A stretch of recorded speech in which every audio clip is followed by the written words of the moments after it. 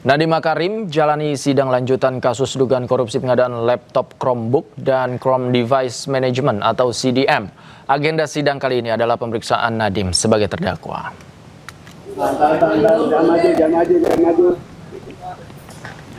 Sebelum memasuki ruang sidang, Nadiem disambut para pengemudi ojek online. Agenda sidang kali ini adalah pemeriksaan Nadiem sebagai terdakwa. Saat ditanyai Ketua Majelis Hakim terkait kondisi kesehatannya, Nadiem mengaku masih dalam perawatan dan akan menjalani operasi pada Rabu mendatang.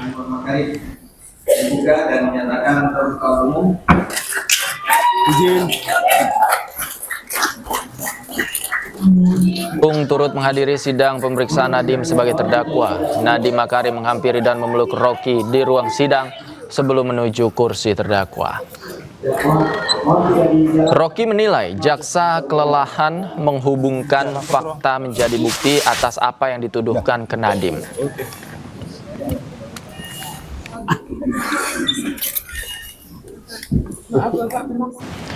Kita ke informasi lain, pemirsa, ratusan warga negara asing sindikat judi online ternyata sudah beroperasi selama 2 bulan dengan menyewa 2 lantai perkantoran untuk 1 tahun. Bareskrim Polri tengah menelusuri aliran dana untuk mengetahui siapa bos di balik sindikat judi online jaringan internasional yang melibatkan 321 warga negara asing.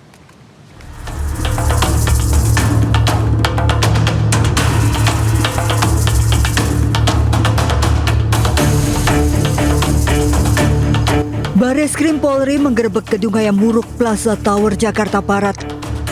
Di lokasi 321 WNA tengah menjalankan aktivitas judi online. Sindikat judi online jaringan internasional ini telah beroperasi selama 2 bulan dengan sedikitnya 75 domain dan situs yang digunakan untuk judi online. Selain mengamankan 321 WNA, polisi juga menyita paspor, ratusan telepon genggam, laptop, komputer, serta uang tunai dalam berbagai mata uang. 321 WNA mayoritas dari Vietnam, sisanya dari Laos, Myanmar, Thailand, Malaysia, serta Kamboja. Minggu sore 320 WNA dipindahkan ke tahanan imigrasi dengan pengawalan ketat Brimob bersenjata lengkap. Sementara seorang di antaranya dibawa ke Bareskrim Polri. Ratusan WNA ini mengetahui direkrut untuk menjalankan operasi judi online. Para pelaku bahkan tinggal di sekitar gedung, sementara 2 lantai gedung disewa selama 1 tahun. Seperti kita ketahui semua bahwa rencana hari ini kita akan menitipkan para pelaku ke rumah detensi imigrasi yang nantinya akan dibagi menjadi 2 tempat, yaitu yang pertama di Kuningan dan yang satunya lagi ada di Jakarta Barat. Perlu kami sampaikan bahwa terhadap 321 pelaku yang akan kami titipkan adalah 320 karena mereka adalah warga negara asing. Sedangkan yang 1 orang kami akan bawa ke Bareskrim.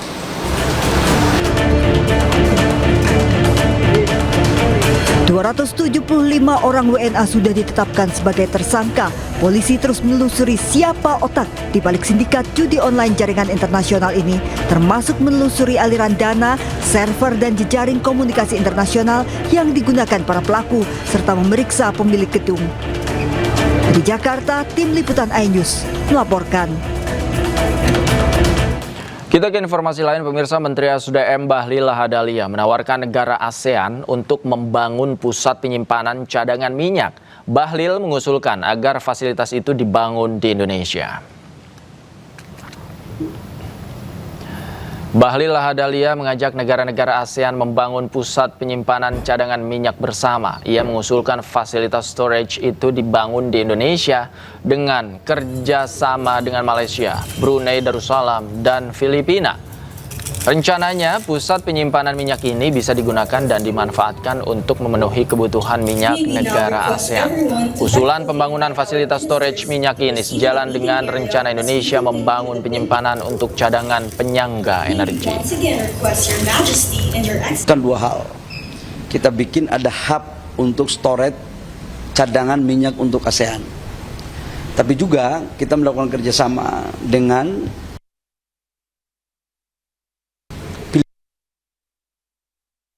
Nah, ini adalah ide yang bagus. Kita membangun storage di mana aja, tapi kemarin saya tawarkan untuk di Indonesia.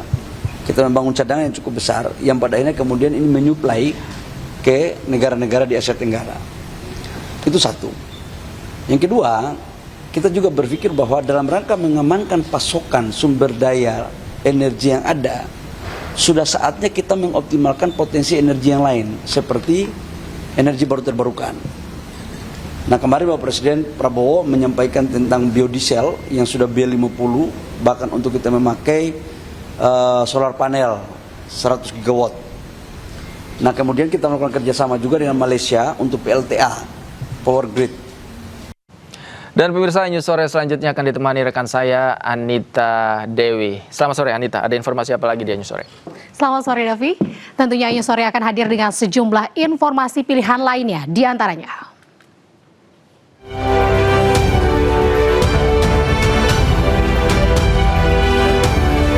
Drone Iran menyerang fasilitas militer Amerika Serikat di Uni Emirat Arab.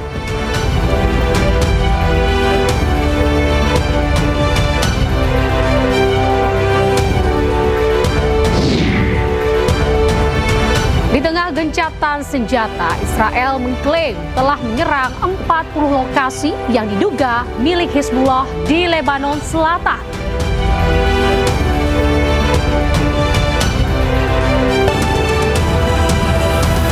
Kita ke informasi lain, pemirsa. Spanyol melakukan evakuasi darurat terhadap penumpang kapal pesiar MV Hondius yang terdampak wabah hantavirus.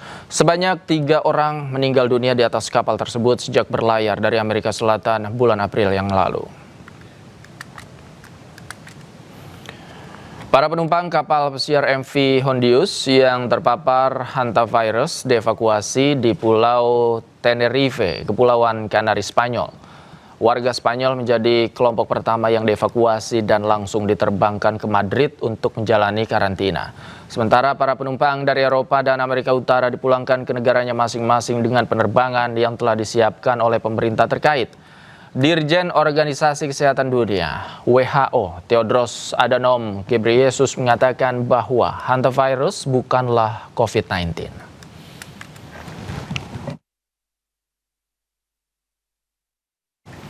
Konflik di Timur Tengah tak kunjung usai setelah aksi saling tolak proposal damai Amerika Serikat dan Iran. Usai jeda, kami segera kembali.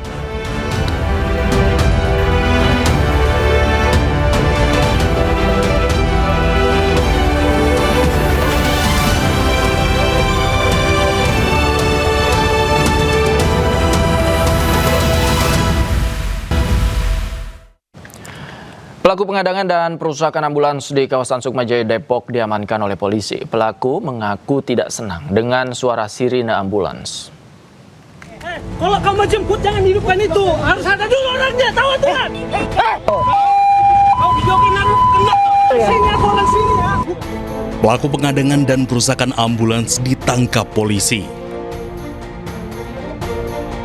Sebelumnya terjadi aksi pengadangan dan perusakan ambulans terjadi di kawasan Sukmajaya, Depok, Jawa Barat. Petugas ambulans menjelaskan saat itu pihaknya hendak menjemput pasien stroke dan menyalakan sirine kecil. Pelaku dengan menggunakan sepeda motor mengikuti laju ambulans dan mengadang serta menendang mobil. Adu mulut pun tak terhindarkan. Si pelaku ini, terduga pelaku ini udah mulai nih kok ke tengah-tengah, udah mulai pergerakannya kurang inilah. Saya minta tim buat siap-siap pegang HP gitu, pegang HP buat videokan. Nah setelah itu kita debat lah segala macam, dia nggak terima, ambulan itu tidak diperkenankan apabila tidak membawa pasien. Di TKP pertama itu sudah diusir sama masyarakat. Nah setelah diusir dia kembali lagi, maju lagi, kemudian menghadang kayak motong jalan gitu. Mulai dari itu, dari nonjok-nonjok terus nendang-nendang mobil sampai mobil kita itu ada penyok ya. Namun saat ini pelaku sudah kami amankan di Polres Metro Depok dan saat ini masih dalam proses penyidikannya.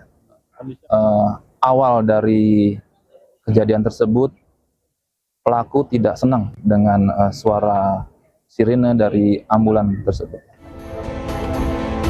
Akibatnya, pasien mengalami keterlambatan penanganan selama 15 menit. Sementara ambulans mengalami penyok di bagian sisi kiri depan mobil. Dari Depok, Jawa Barat, Iyung Rizky, iNews melaporkan. Nekat komplotan pencuri motor bersenjata api beraksi siang hari di Duri Kepa, Jakarta Barat. Ketiga pelaku bahkan melepas 3 kali tembakan.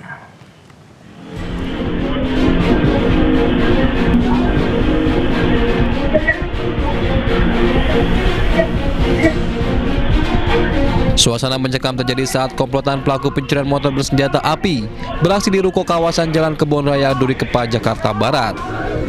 Para pelaku nekat melancarkan aksinya saat siang hari. Saat beraksi, para pelaku tak segan-segan melepaskan tembakan ke arah korban untuk membawa motor hasil curiannya. Meski tak terkena tembakan, korban terluka akibat terjatuh saat mengejar pelaku. Menurut saksi mata, pencurian motor memang kerap terjadi di lokasi ini. Namun warga semakin resah karena para pelaku kini nekat beraksi di siang hari.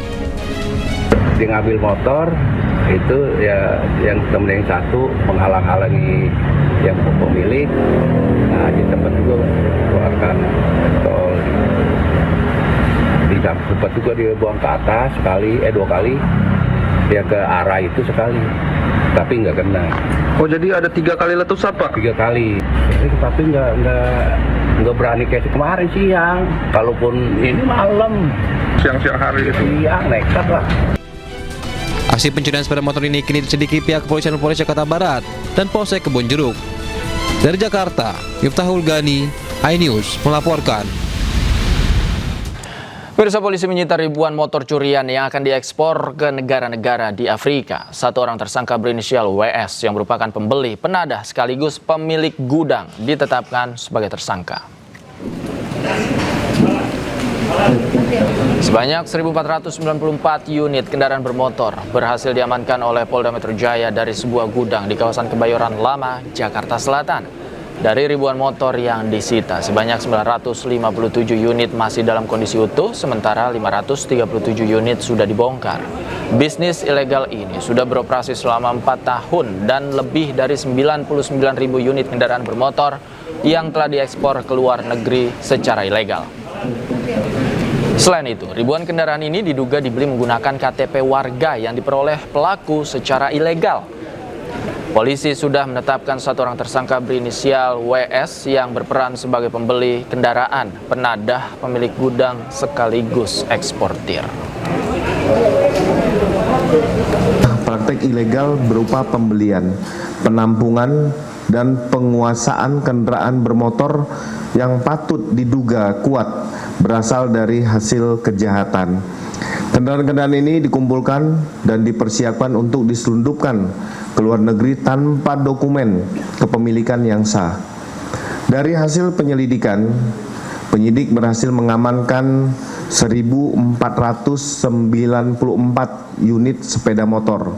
Adapun rinciannya sebagai berikut: 957 unit kendaraan dalam kondisi utuh, 537 unit kendaraan dalam kondisi terurai sudah dibongkar menjadi komponen dan onderdil.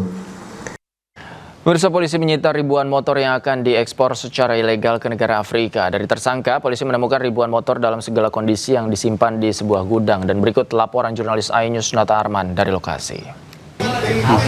Pemirsa, Polda Metro Jaya berhasil menggagalkan terkait dengan ekspor kendaraan bermotor secara ilegal, yang mana tercatat ada 1.494 unit kendaraan yang berhasil disita diamankan oleh pihak kepolisian dari Polda Metro Jaya.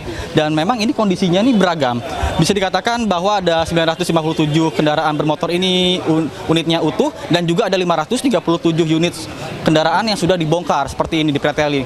Kemudian bisa Anda saksikan juga ini berbagai spare part, mulai dari mesinnya, kemudian juga dari rangka, ada pun dashboardnya, kemudian ada stang dan lain-lain. Ini sudah dilakukan pemisahan yang berfungsi untuk memudahkan ketika nanti dilakukan pengiriman ke negara Afrika tersebut. Dan untuk di sebelah sisi kiri saya ini adalah kendaraan unit bermotor yang masih utuh, Yang tentunya ini masih sangat rapi, hanya kotor saja. Ini tentunya baru saja keluar seperti dari dealer gitu ya, dari rumah tempat produksi pabriknya. Dan ada juga data-data di belakang, ada barcode terkait dengan kendaraan bermotor. Namun yang jadi masalah ini adalah siapa atas nama kepemilikannya. Dan memang berdasarkan informasi yang kami peroleh dari pihak kepolisian, bahwa untuk pembelian unit sepeda motor yang ada 1.400 di sini, ini menggunakan identitas ataupun KTP palsu. Maksud kami KTP masyarakat yang disalahgunakan. Baik itu diambil secara ilegal ataupun legal. Sampai dengan saat ini polisi masih melakukan pendalaman, kemudian juga apakah dari modus penipuan ataupun kejahatan lainnya, dan memang terorganisir. Dan pihak kepolisian pun ini menduga bahwa ini merupakan sindikat dan tentunya akan terus mengembangkan dari beberapa tersangka. Dan saat ini hanya baru satu yang ditetapkan sebagai tersangka dengan inisial WS. Ya, ini pelaku ini merupakan pembeli, kemudian juga penadah, pemilik gudang dan juga eksportir. Dari Jakarta, Nata Arma, Fihir, iNews melaporkan.